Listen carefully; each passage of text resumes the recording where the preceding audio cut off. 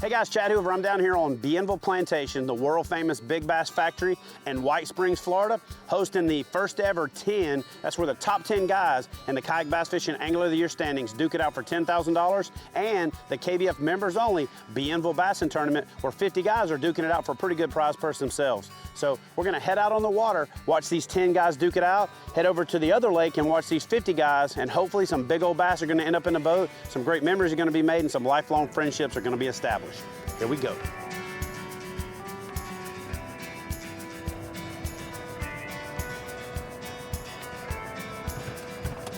All right guys, so we've moved over to Purvis Lake. We're gonna walk down to the water, and it looks like there's a couple anglers out there in this little bay. We're just gonna watch for a second and see what kind of strategy they're using. Hopefully see if we can watch one of them hook into a big one, and then we're gonna head back, grab our gear and go fishing. But for now, it's still a little bit cold for this southern boy, so we're gonna go over here and watch these guys fish for a minute and see how they do.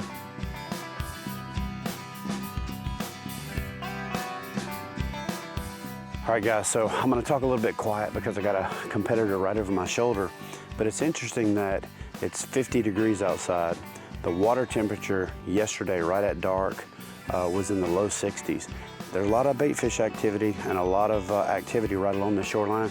There's a good strategy at play. These guys are not married to any type of presentation, doing a little bit of junk fishing, a little top, middle, bottom.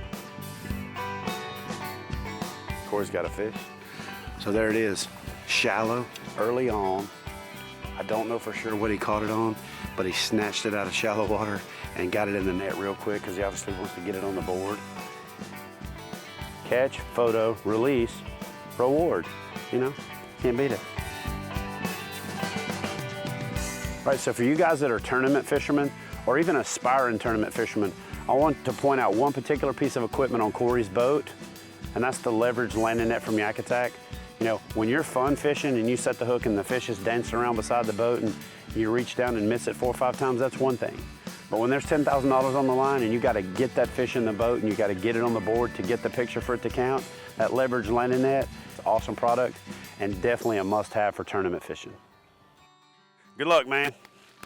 I'm gonna go drive around. One thing to keep in mind is when you're fishing at low sun angles especially, your shadow's super long, and you definitely need to consider that. Try fishing at a 45 to the sun, try fishing directly into the sun, but if you put the sun at your back and your shadow's super long, even adding a couple of foot to depth, so if you're in 8 foot of water, your shadow is now 160, 170 foot long, and you're gonna have a hard time easing in on those fish without letting them know that you're there. So keep sun angle in mind next time that you're out fishing, and make sure that you don't spook the fish before you ever get a chance to put a presentation in front of their face. All right, so we're driving down the road and one of the guys just snatched a big old fish right here at the bridge. So pull up, that's old Corey again.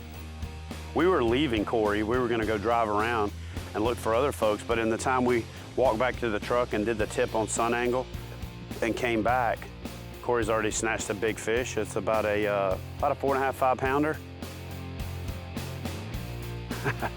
So Corey's got a couple fish on the board. Let's go see how the other guys are doing and see if we can find some other folks to talk to on the bank. And I'm itching to get fishing, but I gotta go see how these guys are doing. So Ron Champion is fishing right now in a spot within a postage stamp size area, but Ron's on a pattern, and if you want to swing for the fence, it's right there. It's 9:45 in the morning. Ron's already got 5 fish on the board and culling and climbing his way up to the leaderboard. And in fact, he's already talking about calling it an early day and going and having lunch and letting everybody else chase him the rest of the day. Well guys, the fishing is heating up. I'm done with the part where I got to run around and watch everybody else catch fish. The big girls are chewing. We're headed to the water. We're gonna get out there and find one for ourselves. We'll be right back with more kayak bass fishing action. Good night. Ron's got another big fish, so we're gonna head back down there and check out Ron's other fish. I can't even make it to the water. This dude keeps catching big fish.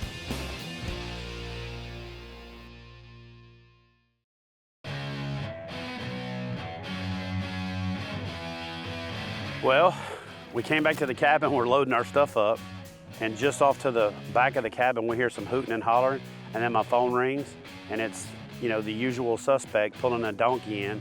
So Ron Champion is on the board with, so far, the biggest fish we've seen. And things are starting to heat up.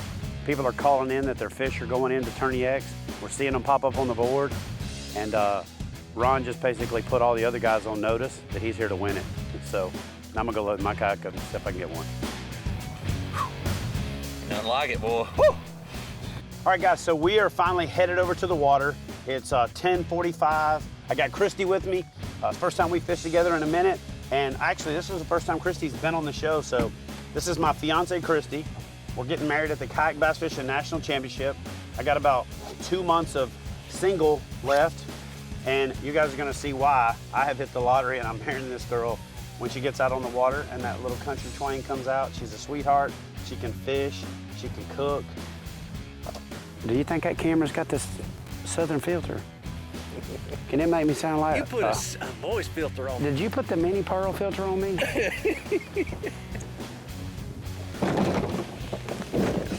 Just drop that anywhere. It's no big deal. It's just a $2,000 motor. Big fish are biting evidently, so we're gonna head out and just look for the big ones. I'm gonna actually throw the cheater rig today because I just want to catch a 10. That's it. That's all I want, just a 10. Will you look through my PFT pockets and see if my power pole remote is in there or if I've stuck it somewhere? Thank you, man. Ken, get ready. Oh! That is a giant freaking bowfin. And I sight cast it to him. Holy crap. Whoo!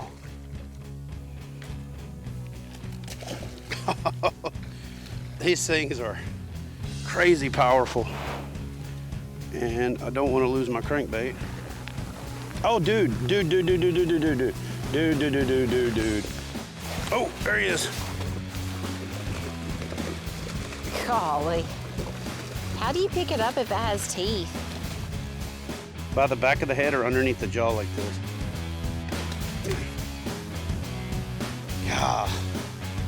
Well, the bowfin bite at Bienville is on fire. Look at that guy. God. Hey, baby, fish on. Nice. Get him. Oh. So, it's a dink, but it's my dink. So.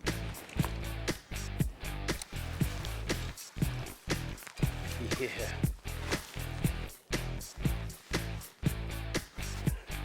Look at that chunk. Holy crap. That thing is pretty. Yeah, buddy. He choked that brush hog. All right, so what I caught that fish on is just a baby brush hog from Zoom, little tungsten weight, and a big mouth tube hook from Mustad. Using a really heavy fluorocarbon leader so I can drag it through those reeds, and I threw over the top of it, set the hook, and he annihilated it. Actually tore it up, so I bit off about a 1/2 inch, and now it's a brush hog junior.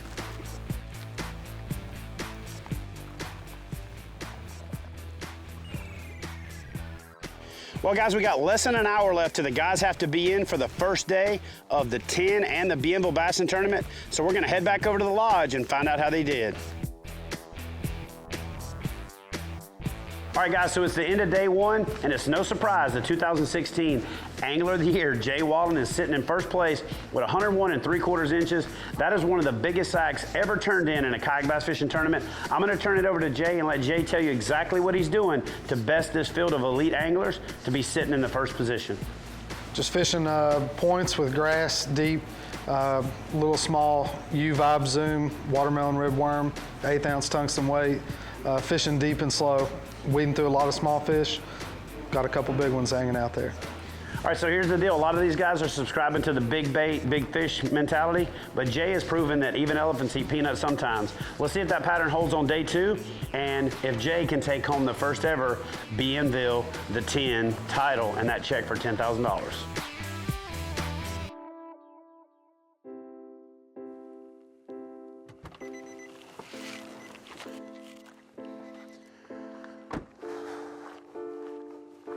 Any more luck?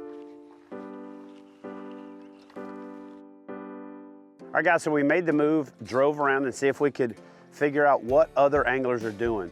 So Jason Broach is already in the 90s before 9 o'clock in the morning and already put a couple of really good fish up on the board. So we drove around, we found Jason.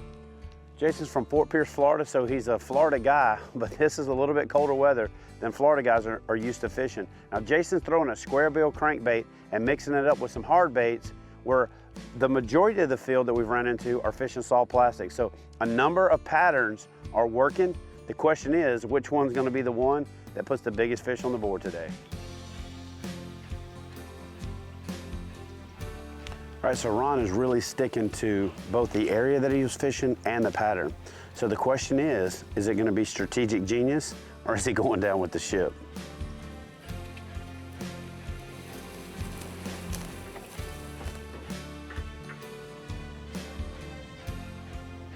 This is such an awesome place. You know, it kind of sucks watching somebody else fish, but at the same time, it's kind of nice standing here drinking a cup of coffee while somebody else is working, you know?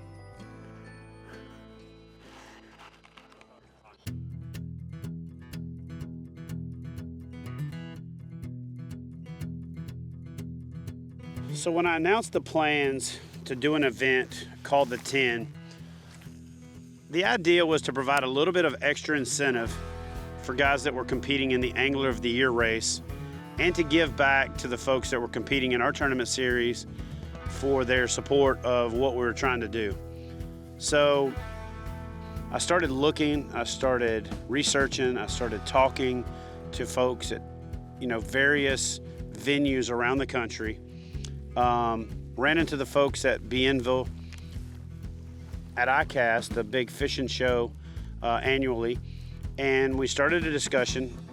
Gene Jensen and I came down and did an exploratory fishing trip here, and I fell in love with the place. And so we run two events simultaneously. We're running the 10, which is the top 10 guys competing for $10,000, but we're running another tournament simultaneous, which is a KBF members only tournament. It's a 50-50 payback from Bienville Plantation and the competitors. So the guys get to fish and experience Bienville Plantation for a really good price, have a unbelievable experience from the standpoint of fishing, and the camaraderie is amazing.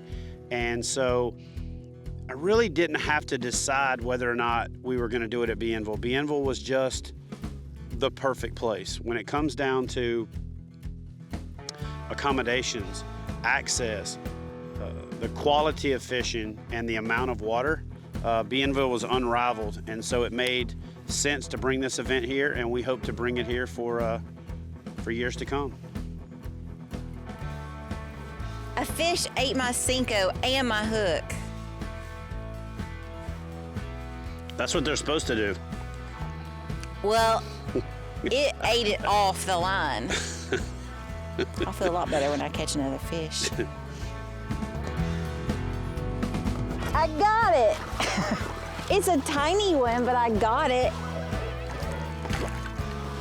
Oh, that's...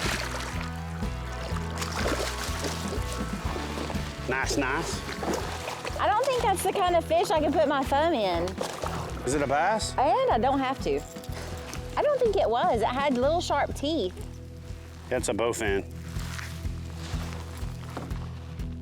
I really gotta work on my hook removal skills. Bring it over here. Oh my gosh. Grab it by the back of the head. Give it a little slack in the line. Put your finger under the hook. You gotta get the hook where it can turn. I've showed you how to do this. I tried. Look, I got two fingers. I'm pushing down with one and pulling the other one up. See how I do that? Well, she's catching chunky little fish, so they're not monsters yet, but I'm doing something. I mean, she's doing something right, so. And it swam off. It swam away. One thing about fishing cold weather, especially in man-made reservoirs, and especially when you're fishing for Florida stream bass, is there's a couple things you have to keep in mind. I'm gonna head back here and find some fish to show you what I'm talking about, and then I'll give you the in-depth analysis of how to find big fish in shallow water when it gets cold outside. One day I'm gonna be a big girl and I'm gonna have my own hooks and my own boat so I can tie them back on. Yeah, one day. One day. So far, you've demonstrated a propensity to be able to hook yourself. It was one time and it was on a hook in your truck. Yeah. Haha. He couldn't fight because he was pinned. The chunky little dude right there. So let me show you what I caught that fish on. It is pretty much just a standard jerkbait. It's got 3 hooks on it. This is an intermediate diver. It's gonna go somewhere between 3 and 7 feet. I'm running 12-pound leader, so I can keep it on the upper end of that slot. And so it's probably running 4 foot. If you hold your rod tip up, you can get it run a little shallower. If you put your rod tip down, you can get it run a little deeper. A jerkbait though, when the temperatures start to drop, is deadly. And there's a reason for that. The main reason is that cold water is heavier than warm water, and so cold water is going to sink, forcing the warm water to the surface. With a little bit of wind-driven current, on warm days, the warm water is going to stack up on the wind side. The wind, however, is not going to be beneficial if the outside temperature is colder than the water. So on days like that, fish the warm water, fish the shallowest water. You'll catch more bass, especially in places where they have Florida strain, and generally that's where the big girls are going to be as well. So let's see if we can find one.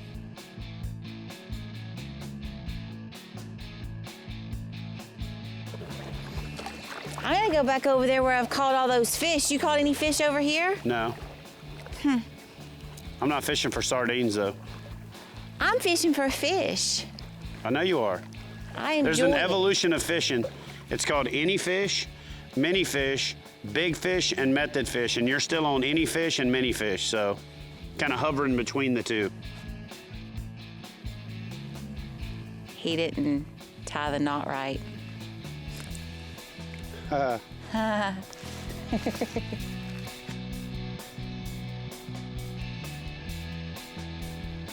am not a kayak fishing ninja.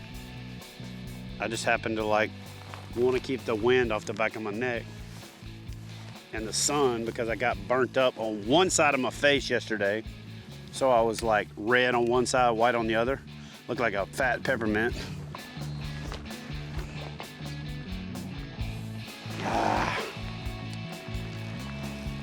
One thing about a jerkbait bite sometimes is they don't fight very much because they get pinned. Still looking for the big sister. That's gotta suck. Swim up to a bait and be like, ah, ah.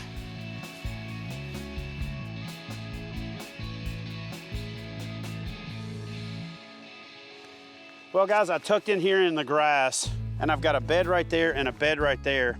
And there's a fish that has swam into this bed 2 or 3 times. It's got a back that wide. I mean, wide as my thigh. Hey, she is right there. You know, she's somewhere in that 11, 12 pound range, and she's just not ready. And we've got about 30 minutes till weigh-in time, so we've got to head back over to the pro shop and to the lodge to meet up with the folks that are checking in from the 10 and checking in from the first KBF members only Bienville Bassin.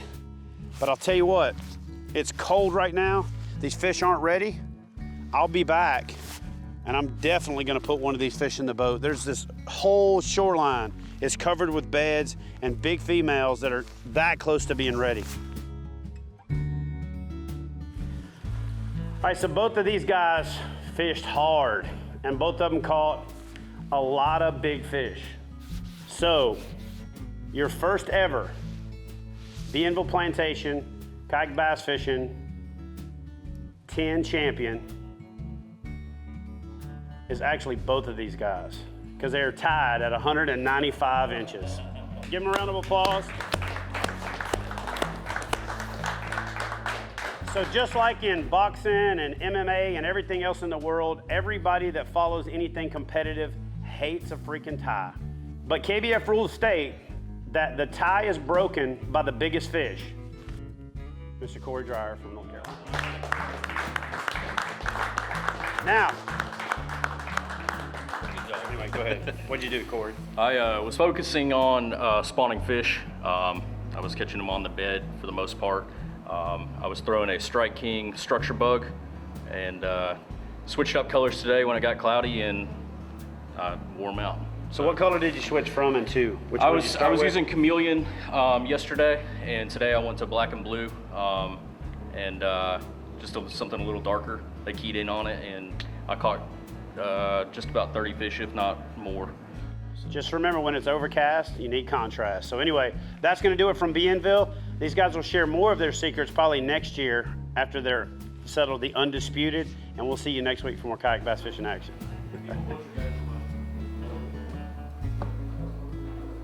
Come on, man. That looks good. Yeah.